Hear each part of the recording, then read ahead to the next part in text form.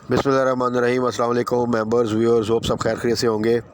आज की वीडियो में थोड़ा सा क्विकली डिस्कस कर लेते हैं। थोड़ा सा एक तबीयत भी कुछ इतनी ठीक नहीं थी, आवाज़ से भी आपको शायद लग रहा हो। और सिचुएशन इलेक्शन के बाद थोड़ी सी आप कह सकते हैं कि डिफरेंट सिनेरियो डेवलप हो चुका है। इलेक्शन पे तो डिस्कशन करना खैर वो आप सब डिस्कस करते ही होंगे इस वक्त अपने हल्का बाब में भी, और न्यूज़ भी आप देख रहे होंगे। इलेक्शन के वाले से जो इस वक्त रिज़ल्ट्स आ रहे हैं, क्योंकि अभी तक भी आप देखें कि अभी हम दोबारा उस सिचुएशन में चले गए हैं कि कौन किसके साथ कोलिशन करेगा, किस तरह गवर्नमेंट बनेगी, कौन पीएम होगा, किस तरह सारी ये डिस्ट्रीब्यूशन होगी, ये अभी फिर जो है ना इसमें क्लैरिटी नहीं है। और ये आने वाले दिनों में देखें अभी, क्योंकि जिस तरह की सिचुएशन इस वक्त है और जिस तरह के कुछ रिज़ल्ट्स जो से हैं उनके अगेंस्ट जो है वो आई थिंक कि दोबारा से कोर्ट में जाया जा रहा है और वो रिज़ल्ट के ऊपर जो है उनको चैलेंज किया जाएगा। तो लेट्स सी ये सिचुएशन जो सी है अब देखें कितना ड्रैग होती है। और अगर ये ड्रैग होती है तो वो फिर अनसर्टेनिटी क्रिएट करेगी, और मार्केट जो है वो अनसर्टेनिटी के ऊपर हमेशा नेगेटिवली रिएक्ट करती है। और ये चीज़ हमने फ्राइडे को देखी, जबकि वो इलेक्शन जो कि जिनके बारे में पहले था कि होते या नहीं होते, लेकिन वो प्रॉपरली टाइमली हो गए। उसके बाद क्योंकि रिज़ल्ट जो से आए हैं और जो जिस तरह फिर वो आगे अनाउंसमेंट हो रही थी, और जो लग रहा था कि ये प्रॉब्लम जो है ना वो आगे जाके थोड़ी सी आएगी रिज़ल्ट के वाले से गवर्नमेंट मेकिंग में, तो आपने देखा कि फ्राइडे को मार्केट जो है वो अच्छा खासा उसने जो है ना वो डिप लिया। अब आगे जो है ये तमाम जो स्टेबिलिटी के ऊपर डिपेंड करेगा कि मार्केट जो है वो आगे किस तरह मूव करती है। तो इसमें एट द सेम टाइम दुआ यही होनी चाहिए कि खैर खैरियत से चीज़ें जो सी मैनेज हो जाएँ और अल्टीमेटली हो जाएंगी। अब उसमें इन बिटवीन क्या सिचुएशन डेवलप होती है, क्या ये अनसर्टेनिटी की तरफ, अनस्टेबिलिटी की तरफ जाने दिया जाता है मुल्क को कि नहीं, तो ये इंशाल्लाह ताला उम्मीद है कि ये पॉसिबिलिटी तो नहीं है। हाँ, ये जो एक होता है कि आप स्मूथ ट्रांजिशन कह लें, या एक ऐसी जो सा इलेक्शन के बाद एक सिचुएशन क्रिएट होती है, रिज़ल्ट आते कि आपको पता होता है यार ठीक है ये दो पार्टीज़ मिलेंगी और आगे गवर्नमेंट बना लेगी, या ये एक पार्टी जो चीज़ है वो 2/3 के साथ आ गई है, ये गवर्नमेंट बना लेगी। और आप सबको पता होता है कि अगर पीपल्स पार्टी सपोज़ मेजॉरिटी में होगी तो क्या क्या उनके जो से आगे नॉमिनेटेड जो से हैं वो लोग होंगे डिफरेंट पोजीशंस के लिए। इस तरह ही अगर पीएमएलएन होती है तो क्या होंगे, लेकिन अब जो सिचुएशन बन चुकी है वो उसमें टाइम लगेगा थोड़ा सा। तो उस दौरान मार्केट जो है वो डेफिनेटली फिर थोड़ा सा एक कॉशियस अप्रोच के साथ इन्वेस्टर जो है वो मार्केट में चलता है, और होना भी यही चाहिए। हाँ, एट द सेम टाइम ऐसी सिचुएशन में अगेन अपॉर्चुनिटीज़ जो सी हैं वो आपको मिलती रहती हैं, और उन अपॉर्चुनिटीज़ को आपने जो है ना वो फाइंड भी करना होता है, और उनको राइट टाइम पे जो है ना वो पकड़ना भी होता है। तो वो फिर आपको बहुत अच्छा प्रॉफिट जो है ना वो दे जाती है, और बड़ा क्विक प्रॉफिट होता है वो। उसके लिए आपको ज़्यादा वेट भी नहीं करना पड़ता, क्योंकि एक एक्स्ट्राऑर्डिनरी सिचुएशन डेवलप होती है। जैसे ही वो चीज़ें फिर काम डाउन होती हैं तो वो आपको फिर इमीडिएटली जो रिकवरी है वो मिल जाती है। तो थोड़ा सा डिस्कस कर लेते हैं स्पेसिफिकली कल के लिए। एक दो स्टॉक्स तो हैं जिनको आप अभी भी टारगेट कर सकते हैं, और बल्कि ज़रूर करें, तो वो इंशाल्लाह ताला आपको अच्छा जो है ना वो गेन देंगे। बाकी ऐसी सिनेरियो में एग्रेसिव बाइंग करने की ज़रूरत नहीं होती, थोड़ा सा वेट एंड वॉच, और बिल्कुल राइट टाइम पर राइट स्टॉक जो है ना वो आपने बाई करना होता है। तो सबसे पहले डिस्कस कर लेते हैं KSE Hernandez को। जो उसकी फ्राइडे की जो क्लोजिंग आई है वो तकरीबन 1200 नेगेटिव के साथ 62,943 पे जो है ना वो आई है। From day start he market जो है बहुत नेगेटिव थी, और उसकी रीज़न हम डिस्कस कर चुके हैं कि जिस तरह के इलेक्शन के रिज़ल्ट्स आए थे और जिस तरह का सिनेरियो डेवलप हो रहा था, उसमें डेफिनेटली ये नॉर्मल था कि मार्केट में थोड़ा सा पैनिक था कि ये सिचुएशन आगे जाके क्या डेवलप होती है। तो उसमें ये पॉजिटिविटी तो किसी तरह भी एक्सपेक्टेड नहीं थी, और इस तरह की सिचुएशन में पूरे बोर्ड पे फिर सेलिंग आती है, और ख़ास तौर पे जब हैवी वेट्स में सेलिंग आती है तो आपको पता है फिर मार्केट में 1000 पॉइंट से ऊपर जो सा जाना नेगेटिव साइड पे वो कोई बड़ी बात नहीं है। But at the same time अब देखें, ये भी शुक्र है कि जो सिचुएशन है इस वक्त आपको पता है इलेक्शन के वाले से वो अभी भी कोई अच्छी नहीं है, लेकिन ये शुक्र है कि वो फ्राइडे था, उसके बाद 2 छुट्टियां आ चुकी हैं और चीज़ें किसी हद तक जो है ना वो मैनेज हो रही। तो हर दिन आपको शायद जो है ना वो ये नेक्स्ट 2 डेज जो से थे आपके सैटरडे और संडे, अगर वो वर्किंग डेज़ होते तो उसमें भी आपको मार्केट जो है वो नेगेटिव मिलती। तो अब उसमें यह है कि चीज़ें काफ़ी हद तक थोड़ा सा एक किस तरफ जा रही हैं कि लग ये रहा है कि दोबारा से वही एक कोalition गवर्नमेंट बनेगी जिसमें नून लीग होगी, पीपल्स पार्टी होगी, अभी तक के लिहाज से जो लग रहा है। बट अगेन वही वाली बात है कि अब इसमें जो कुछ रिज़ल्ट्स हैं जिनके ऊपर अभी को उनको चैलेंज किया जाता है और उस पर क्या फिर सिनेरियो डेवलप होता है, वो एक अलग से सिचुएशन जो है ना वो बन सकती है। तो ये फिर जिसे कह सकते हैं ना आवरली बेसिस के ऊपर चीज़ें जो सी हैं वो फिर डेवलप होती हैं और आगे उसके अकॉर्डिंगली चीज़ें फिर अपडेट भी होती हैं। तो मार्केट ने उस वक्त देखना है, जब मार्केट का ट्रेडिंग सेशन कल ओपन होगा तो उस वक्त क्या सिनेरियो चल रहा है, उस वक्त क्या न्यूज़ आ रही है।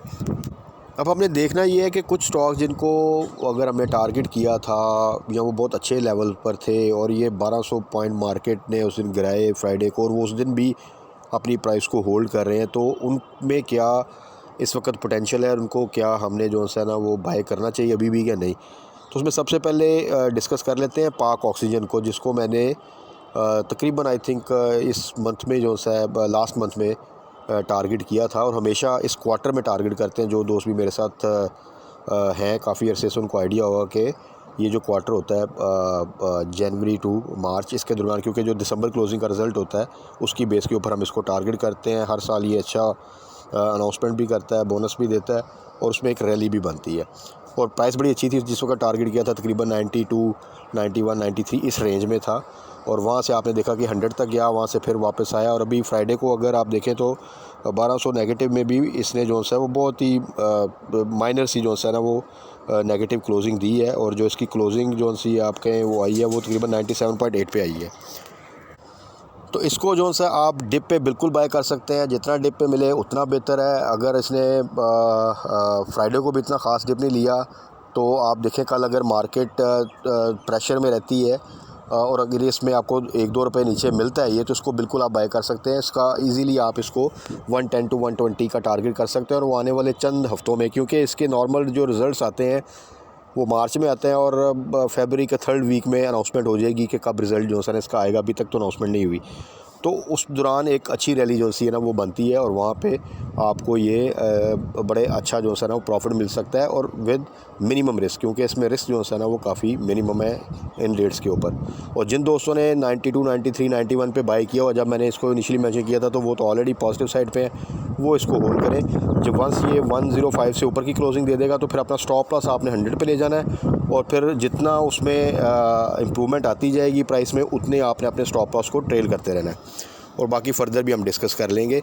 इसके अलावा आईटी में इस वक्त सिस्टम बहुत अरसे के बाद दोबारा उन रेट्स पर आया है जिस पे आकर वो हमेशा वहाँ से जो है ना बाउंस बैक करता रहा। आपने देखा कि फ्राइडे वाले दिन जब मार्केट 1200 नेगेटिव थी तो तब भी वो उसमें कोई ऐसी सिचुएशन नहीं आई कि वो लोअर लॉक हो सकता था, नहीं हुआ।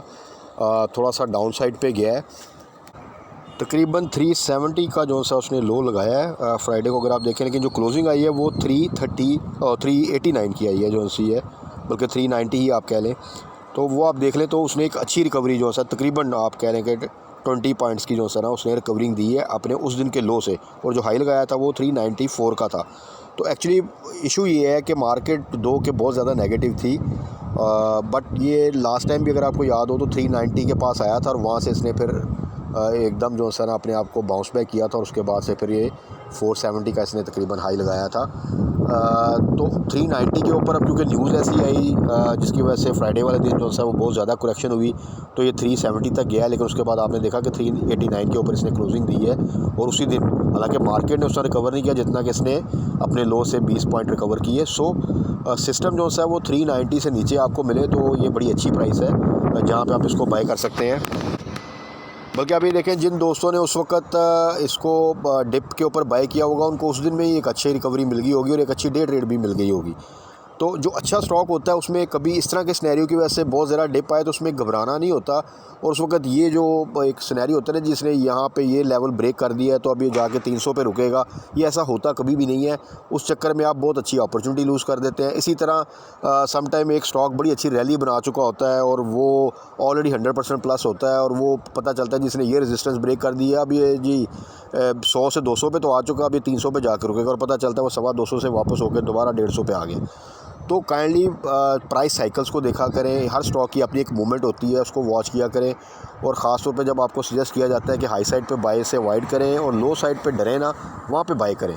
तो इसको अगर आप थोड़ा सा पिछले तमाम जो आपके ये मंथ्स गुजरे हैं जो रैली के उसको देख लें, उससे पहले जब क्राइसिस थे उसको देख लें, तो आपको अंदाज़ा हो जाएगा कि ये पॉलिसी ज़्यादातर आपको अच्छा पे करती है।